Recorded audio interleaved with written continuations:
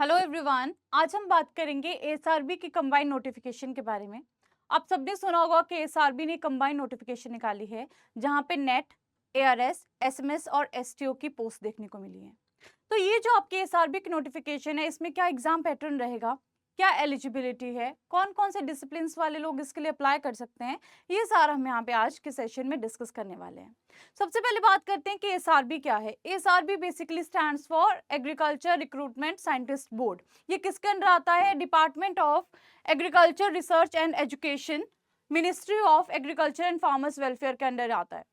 तो इसने अभी पोस्ट निकाली है कौन कौन सी? NET, ARS, SMS and STO के लिए। अब इन पोस्ट का क्या है, अगर आप चाहें तो आप अकेले नेट के लिए अप्लाई कर सकते हैं, और अगर आप चाहें तो आप इन चारों पोस्ट के लिए भी अप्लाई कर सकते हैं।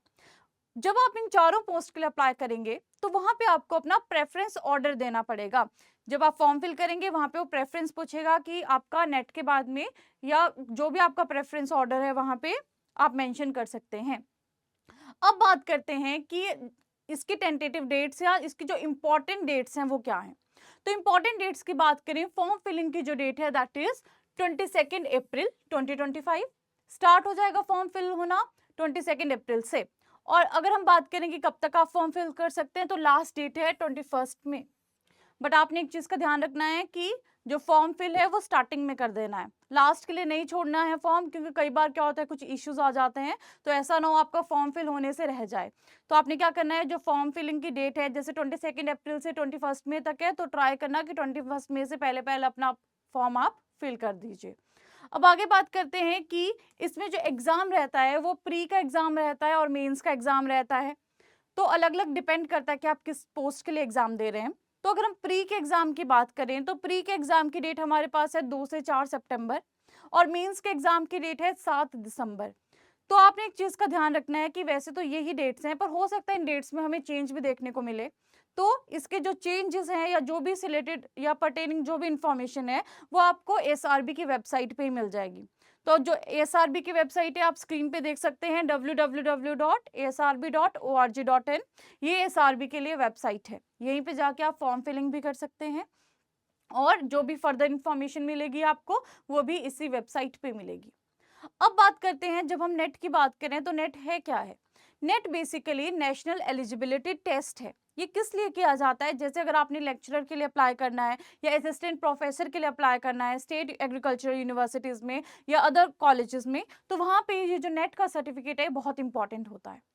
नेट जो है नेशनल एलिजिबिलिटी टेस्ट माना जाता है। अब नेट के लिए अगर इशू की बात करें कि एसआरबी कहाँ इसको इशू करती है, तो एक बार मान लीजिए आपने नेट को क्वालिफाई कर लिया, तो जो डिजी लॉकर है, डिजी लॉकर में आपको इसका सर्टिफिकेट मिल जाएगा। फर्दर बात करते हैं कि एलिजिबिलिटी क्या रहती है इसकी केस में। तो एलिजिबिलिटी आप देख सकते हैं कि जो कैंडिडेट है उसकी जो एज लिमिट है, अपर एज लिमिट पे कोई प्रॉब्लम नहीं है, बट मिनिमम 21 ईयर्स का कैंडिडेट होना चाहिए।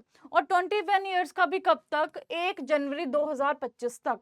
तो जो कैंडिडेट है उसकी जो एज होनी चाहिए वो मिनिमम एज 21 साल की होनी चाहिए।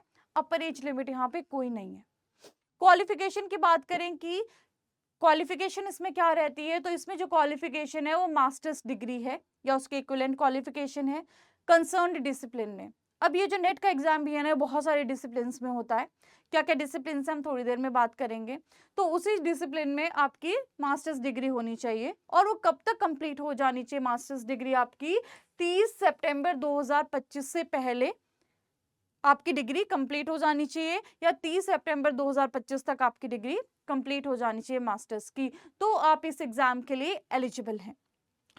एक और चीज कि जब आप इस डिग्री की बात कर रहे हैं तो ये जो आपकी डिग्री है वो रिकॉग्नाइज्ड यूनिवर्सिटी से होनी चाहिए by the government of India. Next अगर हम बात करें कि एग्जाम का पैटर्न कैसा रहता है, तो इस एग्जाम में 150 क्वेश्चंस पूछे जाते हैं जो 150 मार्क्स के होते हैं, यानी कि जो एक क्वेश्चन है वो 1 मार्क्स का हमें देखने को मिलता है। और इस क्वेश्चन पेपर की अगर हम बात करें क्या इसमें नेगेटिव मार्किंग रहती है? हाँ जी, इसमें नेगेटिव मार्किंग रहती है 1/3। और अगर हम बात करते हैं कि कितने टाइम में आपको क्वेश्चंस को अटेम्प्ट करना होता है, तो आपको इन क्वेश्चंस को 2 आवर्स में कंप्लीट करना होता है, यानी कि 120 मिनट्स में 150 क्वेश्चंस आपके सामने रहते हैं और आपको उनको अटेम्प्ट करना होता है, और नेगेटिव मार्किंग इसमें होती है। अब बात करते हैं कि जब हम नेट क्वालिफाई करने की बात करते हैं, मान लीजिए आपको सिर्फ नेट ही क्वालिफाई करना है, तो उसके लिए क्या आपके पास में मिनिमम मार्क्स रहते हैं? तो नेट क्वालिफाई करने के लिए 50% आपके जो अनरिजर्व्ड कैटेगरी है उनके लिए कंपलसरी है। ईडब्ल्यूएस की बात करें या ओबीसी की बात करें तो वहां पे 45% मार्क्स कंपलसरी है, और अगर एससी एसटी या पीडब्ल्यूबीडी की बात करें तो वहां पे 40% मार्क्स कंपलसरी है। अब एक चीज ध्यान रखेंगे, परसेंट को नंबर के साथ कंफ्यूज नहीं करना है। अगर 50% बोल रही हो दैट मीन्स कि 150 में से मिनिमम 75 मार्क्स होनी चाहिए, तभी आपका नेट क्वालिफाई होगा। उसके अलावा अगर हम बात करते हैं ईडब्ल्यूएस या ओबीसी की, तो वहां पे 67.5 मार्क्स आने चाहिए आउट ऑफ 150। अगर बात करते हैं एससी एसटी पीडब्ल्यूबीडी की, तो वहां पे 60 मार्क्स आने चाहिए आउट ऑफ 150, तभी आपका नेट क्वालिफाई होगा। तो ये बहुत ही सिंपल सी चीज है अगर हम नेट की बात करें। अब बात करते हैं कौन कौन से डिसिप्लिन्स में नेट होता है। तो नेट का एग्जाम नंबर ऑफ डिसिप्लिन्स में होता है, आप सामने लिस्ट देख सकते हैं।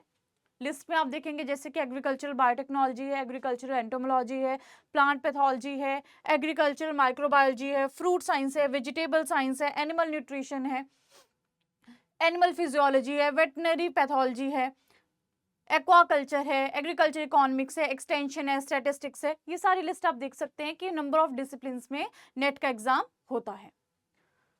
अब बात करते हैं एआरएस की कि एआरएस एग्जाम का क्या है। तो ARS basically agriculture research scientist होते हैं। पे स्केल की बात करें, इंप्रेसिव पे स्केल है, 57,700 से लेके 1,82,400 तक इसका पे स्केल है। और ये जो एआरएस है बेसिकली जिन्होंने भी इस पोस्ट के लिए अप्लाई करना है, अब उनको एग्जाम का पैटर्न कैसा रहेगा उसके लिए हम बात करते हैं। तो एग्जाम के पैटर्न में देखो 3 फेजेस हैं, प्री, मेंस एंड इंटरव्यू। अब आप बोलोगे मैम क्या एआरएस का प्री अलग से होगा? नहीं, जो नेट वाला एग्जाम का आप दे रहे हो ना प्री, वही एआरएस के लिए भी रहेगा। तो आपको क्या करना है, अगर हम एआरएस की बात करते हैं तो एआरएस के लिए प्री सिर्फ क्वालिफाइंग है। दैट मीन्स कि जो मार्क्स आपने प्री में लिए होंगे ना, वो मार्क्स आपको मेंस और इंटरव्यू के साथ में ऐड नहीं होंगे, मेरिट नहीं बनाएंगे। जो मेरिट बनाएंगे वो सिर्फ और सिर्फ mains and personal interview merit बनाएगा। ये जो प्री वाला एग्जाम है एआरएस के लिए, ये सिर्फ और सिर्फ क्वालिफाइंग एग्जाम ही है।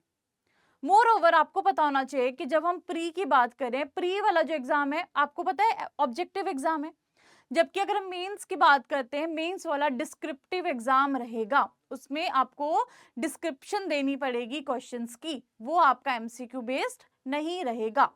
और आपको ये चीज भी पता है कि जब हम बात करेंगे प्री की तो ये सीबीटी होगा ना, कंप्यूटर बेस्ड टेस्ट होगा। चलिए अब आगे थोड़ा सा इसका डिस्कशन कर लेते हैं कि एज लिमिट क्या है। एज लिमिट की बात करें तो इसमें देखो एज लिमिट का, अपर एज लिमिट का थोड़ा सा है कि जो एआरएस है, एआरएस में कैंडिडेट का जो मिनिमम एज लिमिट है वो 21 ईयर्स होना चाहिए, जो मिनिमम एज है। बट अगर हम अपर एज की बात करें तो 1 अगस्त 2025 तक वो 32 साल का नहीं होना चाहिए। ठीक है, तो जो कैंडिडेट है 21 से लेके अगर हम बात करें कि 1 अगस्त तक वो 32 साल का नहीं होना चाहिए, ये इसके लिए एक मेन एलिजिबिलिटी क्राइटेरिया है, जबकि नेट में ऐसा नहीं है। फर्दर हम बात करें कि क्या उसमें कोई एज रिलैक्सेशन है, जी हाँ, जो भी आपके गवर्नमेंट नॉर्म्स होते हैं ना उसके अकॉर्डिंग यहाँ पे हमें एज रिलैक्सेशन भी देखने को मिलता है। जैसे आप देख सकते हैं कि एससी एसटी कैटेगरी के लिए 5 साल का है, अगर कोई ओबीसी में नॉन क्रीमी लेयर को बिलोंग कर रहा है तो वहां पे आपको 3 साल का देखने को मिलता है। बट एक चीज ध्यान रखेंगे कि ओबीसी में सिर्फ नॉन क्रीमी लेयर नहीं, ओनली नॉन क्रीमी लेयर। आगे अगर हम बात करते हैं कि इन सर्विस कोई कैंडिडेट है तो हाँ, उसके लिए भी आपको एज रिलैक्सेशन यहाँ पे देखने को मिलता है। अगर हम आगे बात करते हैं कि पीडब्ल्यूडी में भी अगर कोई कैटेगरी वाइज है तो हाँ जी, वहां पे भी आपको अलग अलग रिलैक्सेशन देखने को मिलता है। तो आप यहाँ पे देख सकते हैं कि क्या क्या रिलैक्सेशन है कौन कौन सी कैटेगरी के लिए। अब बात करते हैं कि एग्जाम का पैटर्न कैसा रहने वाला है। तो अभी हम बात कर रहे थे एआरएस के एग्जाम की, मैंने आपको बता दी जो प्री है वो वही रहेगा जो आपका नेट का आप एग्जाम देंगे। तो प्री अगर आपने क्वालिफाई कर लिया, जो आपका 150 नंबर का है 2 घंटे का, तो आपको बुलाया जाएगा मेंस के एग्जाम के लिए। अब आपको एक चीज ध्यान रखनी है कि मेंस के एग्जाम के लिए भी ऐसा होगा कि जितने आपके सीट्स होंगे उस हिसाब से 1:15 की रेशियो में बुलाएंगे, या हो सकता है कि थोड़े से चेंजेस इसमें कर दिए जाएं, या एक्स्ट्रा नंबर ऑफ कैंडिडेट्स या कम नंबर ऑफ कैंडिडेट्स जो हैं यहाँ पे हो सकते हैं। तो 1:15 की रेशियो में जनरली रहता है। तो मेंस का जो एग्जाम होगा वो होगा आपका 300 नंबर का और 3 घंटे का एग्जाम रहेगा। इसके बाद अगर आप मेंस भी क्वालिफाई कर लिया आपने, तो आपको इंटरव्यू के लिए भी बुलाएंगे। आपको पता है इंटरव्यू में भी ऐसा होता है, जितनी वैकेंसी होती है उससे तो ज्यादा नंबर ऑफ कैंडिडेट्स को बुला के फिर वहां से कैंडिडेट्स को सिलेक्ट किया जाता है। तो यहाँ पे ये 3 चीजें हमने डिस्कस कर ली प्री, मेंस और इंटरव्यू के बारे में। तो प्री की तो हमने डिस्कशन कर ली कि 150 नंबर का पेपर है और 2 घंटे का आपका टाइम पीरियड वहां पे करने को मिलेगा। और इसके अलावा ये जो आपका पेपर होगा प्री का, ये बाइलिंगुअल में होगा, यानी कि इंग्लिश में भी होगा ये पेपर और हिंदी में भी होगा। और नेगेटिव मार्किंग तो मैंने आपको बता ही दी कि कितनी रहेगी। अब बात करते हैं कि जो कैटेगरी है और मिनिमम क्वालिफाइंग मार्क्स क्या है एआरएस के लिए। तो यहाँ पे आप देख सकते हैं कि कैटेगरी वाइज जो अनरिजर्व्ड है उसके लिए 45%, अगर हम बात करते हैं ईडब्ल्यूएस और ओबीसी के लिए 40%, और अगर हम बात करते हैं एससी एसटी पीडब्ल्यूबीडी के लिए उसके लिए 35%। तो आप देख सकते हैं कि यहाँ पे जो मिनिमम क्वालिफाइंग मार्क्स हैं मेंस में अपीयर होने के लिए, तो वो इस तरह से रहेंगे। ठीक है, तो अगर आपको मेंस का एग्जाम देना है प्री के बाद में, तो आपको मिनिमम इतने नंबर तो लाने ही होंगे। मोर ओवर आप एक और चीज देख रहे हैं कि यहाँ पे जो रेशियो है दैट इज 1:15। तो आपका एम क्या होना चाहिए कि थोड़े ज्यादा मार्क्स आए। ठीक है, तो ये हमारे पास में पैटर्न है एआरएस के एग्जाम का। अगर हम बात करते हैं अब मेंस के एग्जाम का क्या रहेगा, मान लो आपने क्वालिफाई कर लिया मेंस के एग्जाम के लिए, आपको बुला लिया गया मेंस के पेपर के लिए। तो मेंस के एग्जाम के लिए आपको जो 25 क्वेश्चंस हैं वो 5 नंबर के होंगे, जो 10 क्वेश्चंस हैं वो 10 नंबर के होंगे, और जो 5 क्वेश्चंस हैं वो 15 नंबर के होंगे ईच। ये आपको पता होना चाहिए। तो जब हम बोल रहे थे ना भी कि 300 मार्क्स की डिस्ट्रीब्यूशन कैसे है, तो 300 मार्क्स में क्या है, 25 क्वेश्चंस 5 नंबर के होंगे, 10 क्वेश्चन 10 नंबर के होंगे, और 5 क्वेश्चंस 15 नंबर के होंगे। अब बात करते हैं कि अच्छा इतने मार्क्स के हैं तो कुछ वर्ड लिमिट भी तो होगी ना इसकी। तो अगर हम 25 क्वेश्चंस की बात करें जो 5 नंबर के हैं, तो यहाँ पे आपको जो 5 नंबर का क्वेश्चन होगा वहां पे आपको लिखने हैं 50 वर्ड्स, 10 नंबर का जो क्वेश्चन होगा वहां पे लिखने हैं 100 वर्ड्स, और 15 मार्क्स का जो क्वेश्चन होगा वहां पे लिखने हैं 150 वर्ड्स। ये आपका पैटर्न रहेगा डिस्क्रिप्टिव एग्जाम का। अब बात करते हैं एसएमएस एंड एसटीओ के लिए। तो जैसा कि मैंने बोला कि कंबाइंड प्री होगा, चाहे वो एआरएस हो, चाहे एसएमएस हो, चाहे वो एसटी हो। तो अगर हम बात करते हैं एसएमएस की, तो एसएमएस बेसिकली क्या है, सब्जेक्ट मैटर स्पेशलिस्ट, और एसटीओ की बात करते हैं that is senior technical officers. तो आप इसकी यहाँ पे पे स्केल देख सकते हैं कि क्या इनका पे स्केल रहता है। तो इनके लिए भी क्या है, सेम ही पैटर्न है कि प्री दोगे, मेंस दोगे और उसके बाद में इंटरव्यू दोगे। तो यहाँ पे भी क्या होगा, जो एज लिमिट की हम बात करते हैं, एज लिमिट क्या है यहाँ पे, मिनिमम 21 ईयर्स जैसा हम डिस्कस कर रहे हैं। बट यहाँ पे जो एज लिमिट है वो 21 मई तक 35 साल का नहीं होना चाहिए। ठीक है, तो एज लिमिट में क्या है कि 35 साल का कैंडिडेट नहीं होना चाहिए 21 मई तक। अब बोलोगे यहाँ पे रिलैक्सेशन है, हाँ, जो आपके गवर्नमेंट नॉर्म्स है उसके अकॉर्डिंग यहाँ पे भी आपको रिलैक्सेशन देखने को मिलता है। पैटर्न की बात करें, सेम ही पैटर्न है जो हमने एआरएस की मेंस की बात की ना, सेम पैटर्न यहाँ पे रहेगा, क्योंकि एक ही पेपर रहेगा और उसके ही बेसिस पे आगे क्या होगा, कैंडिडेट्स को अलग अलग स्ट्रीम्स में चूज किया जाएगा, तभी तो आपसे प्रेफरेंस मांगी गई है। अब मान लीजिए आपने सब कुछ कर लिया, आपने प्री भी दे दिया, आपने मेंस भी दे दिया, आपने इंटरव्यू भी दे दिया, क्वालिफाई हो गया।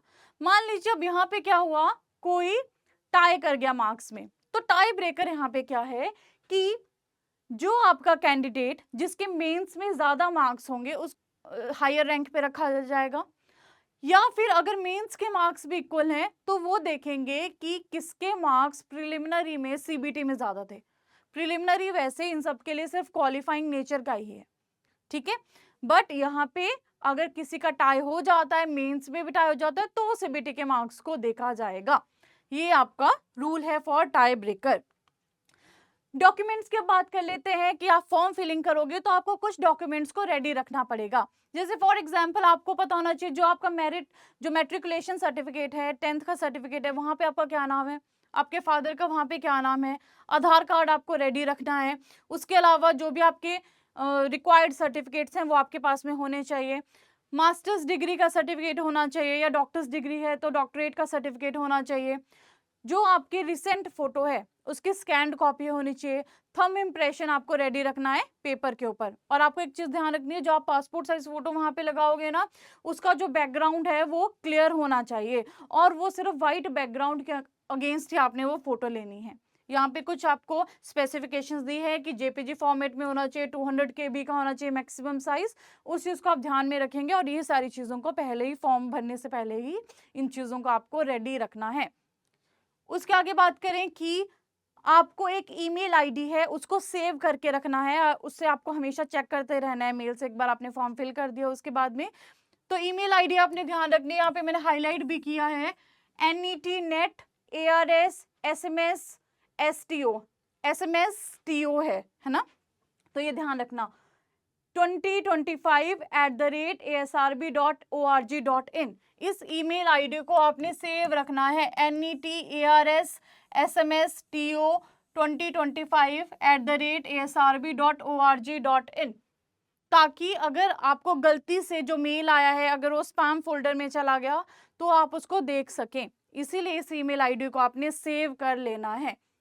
उसके बाद अगर बात करें, मैंने एक आपको स्टार्टिंग में चीज बता दी कि अगर आपने अलग अलग एग्जाम देने हैं तो ऑर्डर ऑफ प्रेफरेंस आपको शुरू में ही डिसाइड करके देना है। लेटर स्टेज पे उसमें कोई चेंज नहीं आता है, राइट। तो ये सब इंफॉर्मेशन थी आपकी कंबाइंड जो नेट नोटिफिकेशन आई है उसके बारे में। अच्छे से प्रिपेयर करिए। ऑल्दो नेट में जो क्वालिफाइंग मार्क्स हैं वो 50% ही हैं, बट अगर आप एयरएस के लिए अप्लाई करना चाहते हैं, एसएमएस के लिए, एसटीओ के लिए, और हार्डवर्क करते रहिए, वही की है। बाकी कुछ और भी इंफॉर्मेशन होगी तो उसको लेकर भी आपके पास आएंगे। Thank you so much.